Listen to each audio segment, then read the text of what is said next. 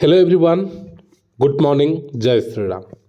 तो समस्त को स्वागत आम यूट्यूब चैनल एसआर एजुकेशन को। तो दशम श्रेणी बोर्ड परीक्षा 2025 आउ पाखापाखि 2 मास रु अल्प किछ दिन अधिक अच्छी। तो पिलामानकर डिमांड थिला बेस्ट स्टडी टाइम टेबल। तो किभଳି आम प्रिपरेशन एबेठु करबा जेमिति आम 90% रु अधिक मार्क रखा को टार्गेट रखीचे। तो कौ भाई आम प्रिपरेशन करवा कोते समय पढ़ा कौन करवा।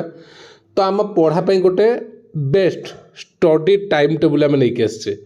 लास्ट 2 मंथर चैलेंज रहिबो आम लास्ट 2 मंथ कौ भाई प्रिपरेशन आम करवा। बहुत सारा पिलांकर ऑलरेडी कोर्स सरी जाइथिबो रिवीजन ही करुथिबे। ठीक अच्छे। तो गोटे बेस्ट टाइम टेबल आम नहीं आसचे जोटा अनुसार आम यदि पढ़ा ये लास्ट 2 मास परिश्रम करवा दरकार पड़े आम भल स्कोर करिपरिबा। जो माने एवरेज रे अछंती 70-80 रे अछंती से 2 मास भल भाव में परिश्रम करेंगे 90% एभव नहीं कि आसवे। जो माने 50-30-40 रे अछंती से माने 60% नहीं कि आसपारे। तो बेस्ट रिजल्ट करिपरिबा। तो आगरू 3 वर्ष है आमर पिला माने भल रिजल्ट करिसेंती। तो आमे ए वर्ष आ गोटे टाइम टेबल लेके आसचे। देखिबा टाइम टेबल कौन अच्छी। आ जो माने नुआ अच्छी आम चैनल रे फर्स्ट टाइम विजिट करुँच तो चैनल को सब्सक्राइब करनवा। प्रतिदिन राति 9टारे आमर लाइव क्लास चलिबो। ठीक अच्छे। लाइव क्लास चलिबो राति 9टारे। डेली लाइव क्लास रे जॉइन करवा प्रैक्टिस करवा देखिबा एग्जाम रे केते बेस्ट जाउची। ठीक अच्छे। तो ये देखिबा टाइम टेबल आम नहीं आसचे गोटे स्टडी टाइम टेबल जोटा कि बोर्ड एग्जाम रो प्रिपरेशन पे। ठीक अच्छे। आम ताको किसी सेक्शन में भाग करें। तो फास्ट रही मॉर्निंग सेशन। मॉर्निंग सेशनटा केते बेलू आरंभ करवा कौन करवा देख। मॉर्निंग सेशन रही आमर केतेटा आम आरंभ करूँ ना आम 4टारू सकाळ 6टा राति 4 रु उठा सकाळ 6 4 रु 4:15 मिनिट पूरा उठिल फ्रेश हो गल। तुमको 10-15 मिनट लगे।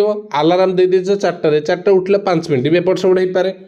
उठला पर तुम फ्रेश हो 15 मिनट समय लगे। फ्रेश हो गल मुँह फोन धोईदेल ब्रश करदेल आराम से बसिल 15 मिनट पर 4:15 रु 5:15 रही 4:15 रु 5:15 तुम गोटे सब्जेक्ट कौ सब्जेक्ट पढ़ो ना जोटा तुमको घोषा पड़ुची मन रहुनी।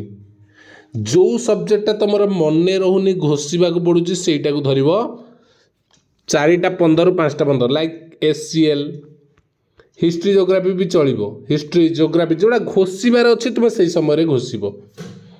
ठीक अच्छे। तापर सेसन रही 5:15 रु 6टा 5:15 रु 6टा कौन कर मैथ कषब। मॉर्निंग रे टिके मैथ करदेव कारण मैथटा बहुत इंपोर्टेंट। तुम्हें 45 मिनट मैथ कषि दे पार। ठीक अच्छे। प्रैक्टिस करिवो बा जदि ये ताठू जे आगुआ उठी पारुची तो उठिबो।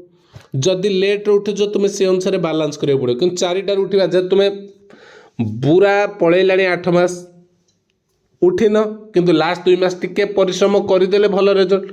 तो भल रिजल्ट करने को परिश्रम करियो पड़ो। तो तुमको उठा पड़ो। शीत दिन कष्ट लगे उठा कि तुमको उठा पड़ो। जदि तुम्हें न उठ सेमती शोई रहिबो तुम रिजल्ट भी शोई रहिबो। जदि तुमको रिजल्ट भल करबार अच्छी किसी परिश्रम करियो पड़ो। तो 2टा क्लास तुम कभर हो गला। तापर 6टारू देख प्राय पिलांकर ट्यूशन थी 6टारू आम 8टा 2 घंटा निश्चिंत ट्यूशन थी। तो से टाइम टेबल तुम ट्यूशन टाइम टेबल पढ़ला। तो आम टाइम टेबल आम रखीने 6 रु 8 ट्यूशन पढ़ला। ट्यूशन आसला गाधुआध कल 9टा हो गोटे घंटा 6 रु 9 भितर तुम ट्यूशन सर गाधुआध खाଇବା भी तुम जेहेतु तुम्हें बर्तमान प्री बोर्ड एग्जाम पर तुम कौन स्कूल जाऊन मेजोरिटी पिला स्कूल जाऊ नथिबे। तो स्कूल जो मैंने न जाऊँ टाइम टेबलटा रही जे स्कूल जाऊँचे स्कूल आवर से स्किप करेंगे। स्कूल न जाऊँ जो मैंने कौन करेंगे 9टारू 10टा गोटे सेशन आरंभ करेंगे। इंग्लिश हो तुम टाइम टेबल तुमको जोटा कंफर्टेबल लगे तुम तुम सब्जेक्ट को सजेदेव। कारण तुम्हें समस्त डिफरेंट रही रिक्रुटमेंट कहार रिक्रुटमेंट रही मोर इंग्लिशटा भल हो कार इंग्लिशटा हो कार मैथ भल हो कार साइंस भल हो सब्जेक्ट समस्त किछि कहा पे इजी थाए किछि कहा पे डिफिकल्ट थाए समस्तकर एटा डिफरेंट डिफरेंट आसे ठीक अछि तो तुमे तुम टाइम अनुसार सब्जेक्ट को डिवाइड करिवो किंतु मु तुमको टाइम सेशन टा कर देछि 10 मिनिट गैप नै जिवो 10टा रु 10टा 10 रु पुणी 11टा 10 चलिवो आरंभ कलो 11टा 10 रु पुणी 10 मिनिट गैप नै जिवो कारण ब्रेक नै कि पढिले तुम पे बेटर तुम रिलैक्स रहिबो जोटा पढिबो सेटा तुमरा मन रहिबो तो 10टा 20 रु पुणी 12टा 20 कळला 3टा सेशन 3टा क्लास कवर कर देलो पढि देलो 12टा 20 रु गोटे एई जो 40 मिनिट किछि तुमे रिवाइज कर दबो कोन करिवो ना वर्तमान सकाळु जति पढिलणी कोन कोन पढिलणी कोटा रहि गला ठीक अछि कोन पढिच टिके मने पकै दबो सब सब्जेक्ट बा टिके रिवाइज कर देलो गोटे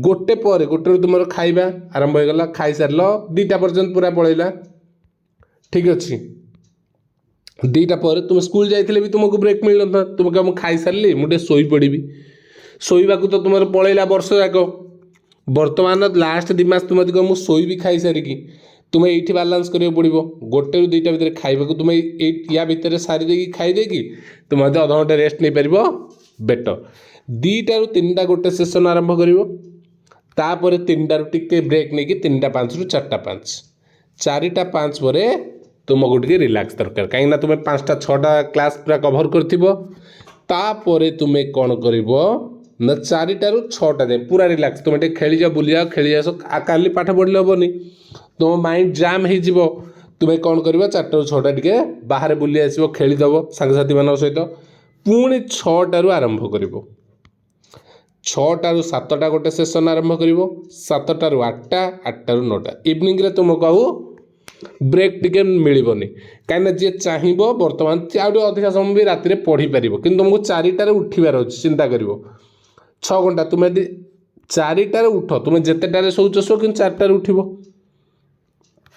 4टा रे उठिले तुमको सफिशिएंट टाइम मिलिबो तुम 8टा रु 9टा जाए पढी देलो ठीक अछि 3टा सेशन तो 9टा परठू तुम तेल जीव कौन कर खाइब तुम डिनर टाइम तो खाइबा समय रे तुम कौन कर ना यही समय आम क्लासटा रखी 9 PM ये तुमर स्टडी आवर हैम्पर हेनी तुम्हें 9टा बेले खाई बस यूट्यूब रे ऑन करदेल क्लास आमर क्लास चलती क्वेश्चन डिस्कसन होची तुम्हें खाऊच तुम खाइबा भितर तुम क्वेश्चन भी किसी तुम माइंड को जाउछ बा तुम्हें रिलैक्स हो जाइछ पढ़ी सारे ब्रेक नहीं बसच यूट्यूब रे देखुच क्लासटा कौन MCQ तुम्हें आलोचना होची कि क्वेश्चन जो भी क्वेश्चन आंसर डिस्कसन होतिबो तुम कौन तुम कहा किसी कर पड़े तुम्हें रिलैक्स होच किंतु से समय तुम पाठ पढ़ाटा कभर हो तो 10टा भितर सारिकी तुम्हें शोपर किए भी चाहिए 11टा जाए तुम्हें जापर टाइम टेबुल भितर आउ गोटे इम्पोर्टाट जिनस